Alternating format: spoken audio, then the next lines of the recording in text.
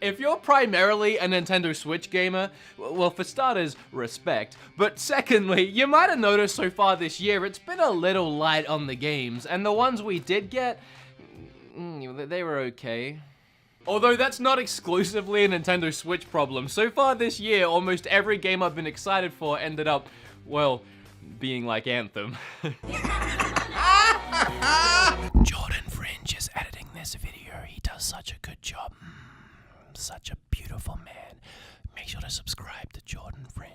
But getting back to the Switch, if you're like me, you're probably holding out for that Yoshi at the end of the month. And you might be looking for something to play to hold you over until then. And it might surprise you to find out you don't actually even have to take your wallet out of your pocket to download and play a brand new exciting game on your Switch. Oh shoot, that's my oven. I'm actually cooking something right now. Hold on, I'll be right back.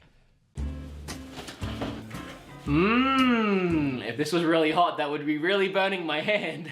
I'm still doing keto, but Kim loves KFC, so using Skillshare, I learned how to cook the perfect KFC recipe. That probably looks really gross, but I'm sure it tastes great.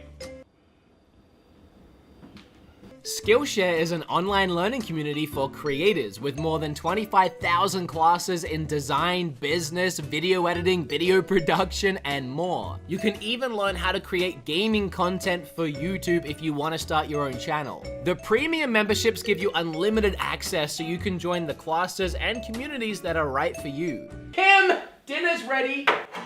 So if you want to learn to cook like I did, here are some courses you might enjoy. It's really cheap to sign up, only $10 a month, and if you're a cheapskate like I am, and you probably are, otherwise you wouldn't be watching this video about free games, 500 of you guys, 500 of my subscribers get their first 2 months free by clicking that specific link down in the description. You got any mashed potatoes? Oh, your mashed potatoes, right. They're just in here. Hang on a minute. What? Eat your trough of food. It looks like a dog food bowl. Look at this. Thanks to Skillshare for sponsoring the video. Alright, I'm gone. Bye. Can't wait to eat that meal that I totally prepared later on this evening. Okay, where was I? Oh yeah, free Switch games. In fact, the eShop has a load of free games you can play, and some of them aren't terrible, and these are those ones. 10 free games on the Nintendo Switch worth buying. Actually, it's 11, but 10 sounded better in the title. Why am I still holding Travis? Get out of my life. With all that being said, shut up, sit down, and let's talk about a bunch of free games on the Switch. What do you got to lose? They're free, okay? Let's get started. Sorry I said shut up, I got carried away.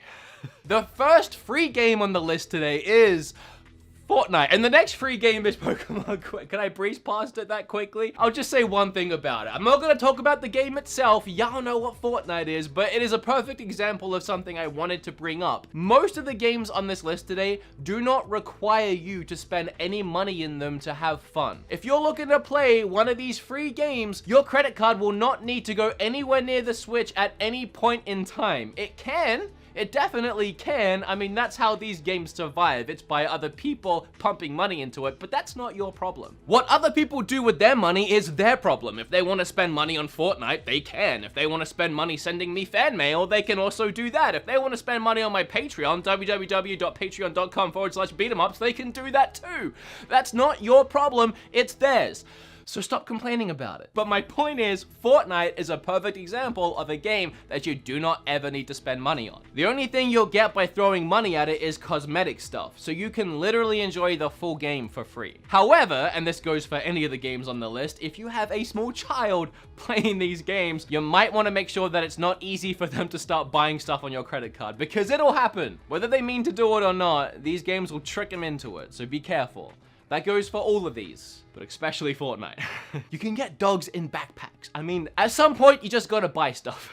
Anyway, the next one, as I was saying, is Pokemon Quest. Do you guys remember Pokemon Quest? At some point last year, Nintendo decided they were going to go Pokemon crazy and just throw a ton of these Pocket Monster games on the Switch. They announced the Pokemon Let's Go games, as well as a brand new main series title coming this year, which ended up recently becoming Pokemon Sword and Shield. But also on that very same day, they dropped out of nowhere for free another Pokemon game called Pokemon Quest. I downloaded it that night and fell in love with it. I would go as far as to say I was addicted to it for about 3 days.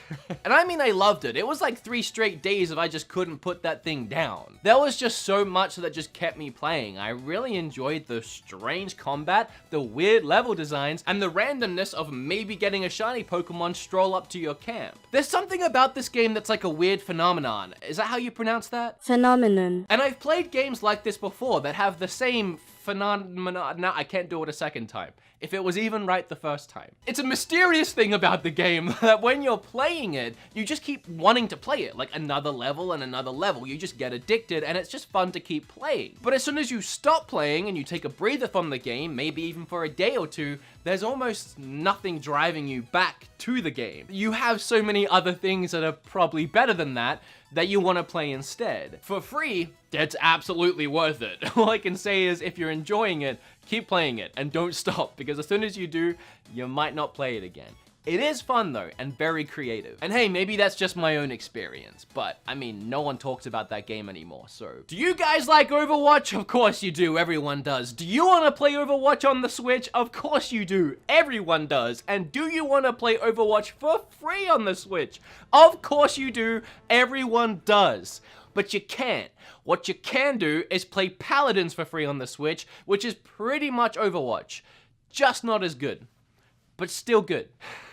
No, in all seriousness, Paladins is a really, really fun game. You can actually buy the game for 30 bucks and you'll unlock all the characters and just everything that goes along with it, or you can just download it for free, have a few characters, and as you play, you unlock more. If you haven't played Paladins before, or Overwatch before, or a game like this before, this is the easiest way I can explain it. Assuming you've played a MOBA before, like League of Legends or Dota, and then you wrap it all in a very bright, bubbly, and cartoony skin with over-the-top, crazy, wacky characters, and you have a first-person shooter with a ton of different abilities and an ultimate ability that looks really cool and it's really fun to play. And unlike Pokemon Quest, this is a game you'll keep coming back to, assuming you enjoy it, which I do. It's easy to pick up and play a few rounds whenever you want, and it's always a fun time. It's the kind of game where even if your team is losing, you can still have fun. Of course, if you keep losing, it becomes not fun pretty quick, but you can still have fun. Oh, and while we're on the subject of MOBAs, I may as well talk about the next 2 games, the first of which being Smite. Now, recently I made an entire video about Smite because I really like the game, and I actually really like how that video turned out.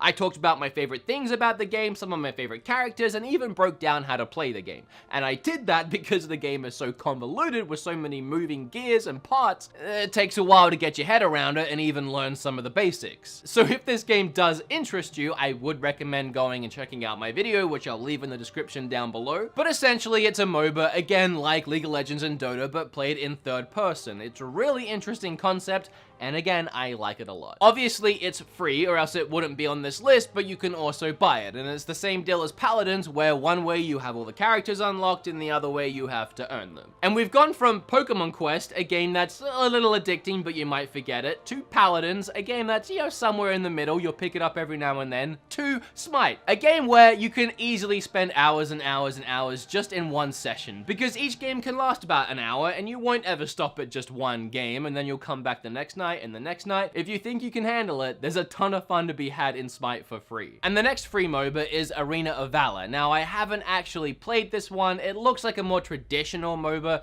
again, like the 2 that I keep mentioning, Dota and League of Legends, where it's more akin to a top-down strategy style game. And if you're into the more classic style MOBAs, Arena of Valor might be better for you than Smite. But what would I know because I haven't played it? I just heard a lot of really great things, and it's free. So here it is. A new MOBA is a huge investment. It takes hours and hours and hours to learn the game and get good at it. So as much as I like the genre, I'm not ready to jump into Arena of Valor just yet. I don't have a week's worth of time just to practice. Now, I don't think I'm out of line to say if you have a Switch, you should have all 3 of these games. Mario Odyssey, Legend of Zelda Breath of the Wild, and Super Smash Bros. And I'll excuse you if you only have 2 of those 3, and if you only have 1 of those 3, I'll still acknowledge your existence if we're walking past each other on the street, but I will be subtly judging you in my mind and wondering what the heck is wrong with you. However, it's probably safe to say you most likely have Smash Bros. In your house if you have a Switch. But if you're in the very unfortunate circumstance of not having that game and wanting that game, but you do have a Switch, well, you can play a light version of this game for free, and that game's called Brawlhalla. And if you haven't seen this game before, I really don't have to describe it all that much because it's literally Smash Brothers. It's a Smash Brothers clone. Maybe hardcore Brawlhalla fans will fight me on that and point out all the subtle differences, but I played it. It's Smash Brothers. It wants to be Smash Brothers. It has its own personality for sure. It's a not as good Smash Brothers game, but it's free and it is good. I don't want to take that away from it. If Smash Brothers was never a thing and just Brawlhalla was, it would be a hit for sure. It's just Smash Brothers is a thing. Fallout Shelter is another perfect example of a free-to-play game that's just free-to-play and you don't have to put any money into it to enjoy it. Bethesda didn't care too much about making a ton of money off of it, so they made it just fun to play, and you can spend money on it. You can buy lunch boxes, which will unlock a bunch of things for your characters, like weapons, or even unlocking actual characters, but it's not necessary. And the game ended up being a huge hit. It exploded, and a ton of people did put money into it, so Bethesda kept supporting it. And it's no surprise that because this game was developed and built for a mobile phone, that it works really well on the Switch. Because the game still runs in the background like it used to on phones. You wouldn't have it open all the time, you'd be texting or playing other games, or you just wouldn't be using your phone. But meanwhile, the game is still active. But it feels like a live 24/7 living, breathing ecosystem. You start with a very small ragtag group of survivors, and you start to build a colony around them, layers and layers deep into the ground. And again, this is just a fun, free game to play in between playing other games. Whenever you're done with that 5-hour Final Fantasy IX session and you're about to log off and go to bed, you can quickly check on your Fallout Shelter and see how your survivors are doing. Make sure they're fed, make sure they have water, make sure none of them have died, and then go to sleep, wake up in the morning, and check on them again. Or forget about the game completely for 3 months and then sign back in and find out that everyone is dead and you got game over. I don't know if it works that way. We could find out.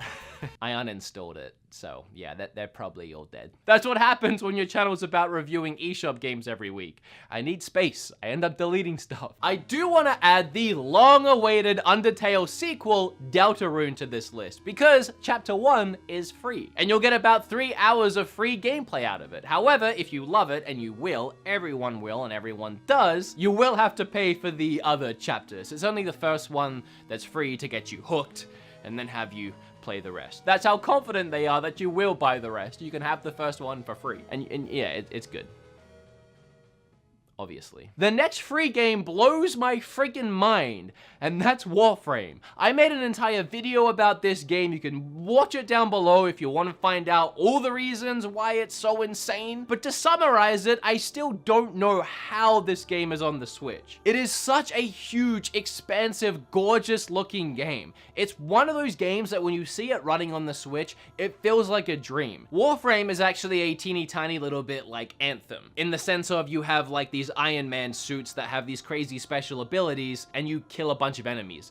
It's pretty much where the similarities finish, I guess. However, Warframe does have some really expansive open world areas where you can fly around.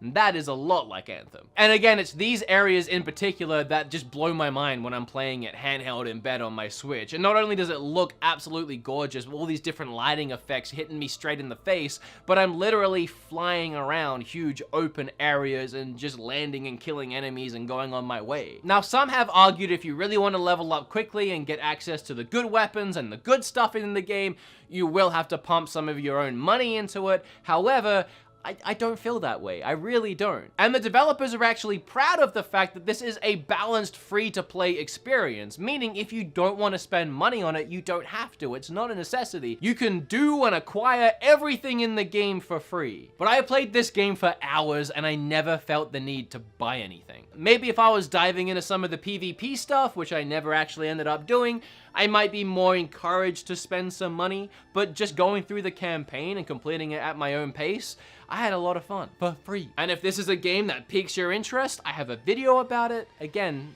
down below. The last 2 free games are actually like way more than 2 games technically, but you also kind of have to pay for it, but they are free.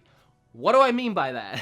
Well, to access any of the games I'm about to talk about, you do have to buy the Nintendo Online service, which is $20 a year, so really not that bad at all. Or if you do it monthly, I think it's like $3 or $4 a month. A really, really cheap online service, and if you think about it, you kind of need it anyway to play online. Like if you want to play Smash online, or Splatoon online, or Mario Kart, or really just anything. So once you have it, here are the free games you can play. The first one being the multiple of ones, which is the Nintendo Online service itself, will give you access to a load of classic NES games. And I'm sure, as we're all aware by now, because I'm really late to the news, Nintendo also just announced that Super Nintendo games, Game Boy Advance games, and GameCube games are coming to this service later this month. Nope, I'm lying.